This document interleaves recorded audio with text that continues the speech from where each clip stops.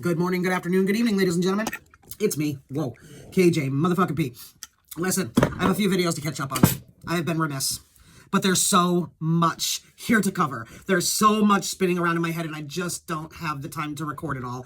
I have a whole entire job with a whole entire life. So I'm going to touch on the things that resonate with me the most, the transparency that I'm seeing, the results that I'm seeing so far in the government. And I'm going to highlight the fuckery that's afoot wherever I see it. I am an equal opportunity fuckery call out person. I do not care who it is. With fuckery is afoot, I'm going to call it out. That includes myself. I'm accountable for my own fuckery. You have to get started somewhere or I won't get started. Talk about accountability. Let's get it. First and foremost, I need to stop touching my camera, because if I don't stop touching my camera, I'm either going to break my phone or I'm going to continue to have unbalanced videos. I have a perfect setup, but geez. Let's get right into the inaugural shade, ladies and gentlemen. The inaugural shade, though. 4 points of fuckery in particular that are interest to me. So, at the start of the inaugural celebration with Elon Musk and his excitement when he was on stage. Anyone that's heard of stemming or any other weird movements with autism? Anyone ever heard of anything like that? This is all ridiculous. You people are absolutely pulling hamstrings and chest muscles with all the reaching you are doing. But people can keep screaming about how actual, Aussies are saying that it's a weird movement and that's the thing, so it must be the thing because the actual people are saying it's the actual thing. Or you have people with autism saying, I have autism and I've never moved like that, or I don't know anybody with autism that's moved like that. No, okay. Always have a bunch of experts in the house when something like this happens, but I haven't seen any other evidence around Elon where this would be true. So I'm not inclined to believe it at all. I believe it's absolute fuckery. That's my ruling on it, fuckery afoot.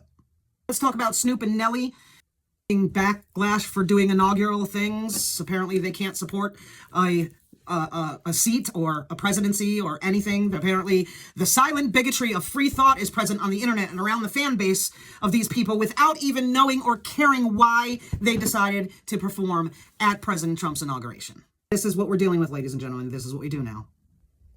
But it's a good thing that they both say, stop it, get some help. It appears to me that Snoop just started paying attention and now his tunes are changing just a little bit. Nelly is 10 toes down in his defense. This traitor bullshit's for the birds. It's absolutely, to me, it's completely intellectually lazy to blanket everybody into one category. So if you're going to blanket black rappers into not being able to, it's crazy. That type of bigotry doesn't get you any kind of backlash. Like I said, the soft bigotry of free thought. On you boys, stand 10 toes down on your principles, whatever they are, whoever you support, whoever you voted for. And apparently Snoop just voted for the first time in 2020 and didn't vote for Trump. He voted for Biden, and that's okay. Neither one of you owe anybody any kind of an explanation. Thank you very much for your entertainment over the years, gentlemen. Keep standing on your own priorities. That's what I have to say about that. Complete and utter fuckery afoot. Can we please talk about this Bible fiasco, and the swear-in with Melania when she didn't get there on time with the Bible, and Trump was already talking and he didn't put his hand on the... Did anybody watch that? Did you actually watch it from beginning to end? Because I did watch it from beginning to end. Justice Roberts, I believe it was Justice Roberts. Yeah, I saw that Justice Roberts kind of started before the family was in place, including Melania with the Bible. So whoever can go off saying whatever they want, all orange man bad and they're evil, but Robert started early and the president was concentrating on the actual oath of office, for fuck's sake. That's what it was, and yes, he is still president. Don't cry too hard about it now. I mean, this man's done 11 things since he got into office a fucking week ago, but you guys are still focused on these little tiny minute details. When we just got out of a whole 4-year administration with a president that actually had dementia. But y'all aren't paying attention to that and the decisions he made while that happened now, are ya? Like I said, don't cry too hard about that one, because we do have the bishop who gave the prayer the morning after. 2 things can be true at one time with this bishop. I hear those people saying that she was asking him to be merciful. That's what I was taking in at the beginning as well. And I was there for it. I don't want anybody to be frightened of the president. Anybody thinking that the president is going to send out the gay roundup crew to round up all the gay people and throw us all in concentration camps.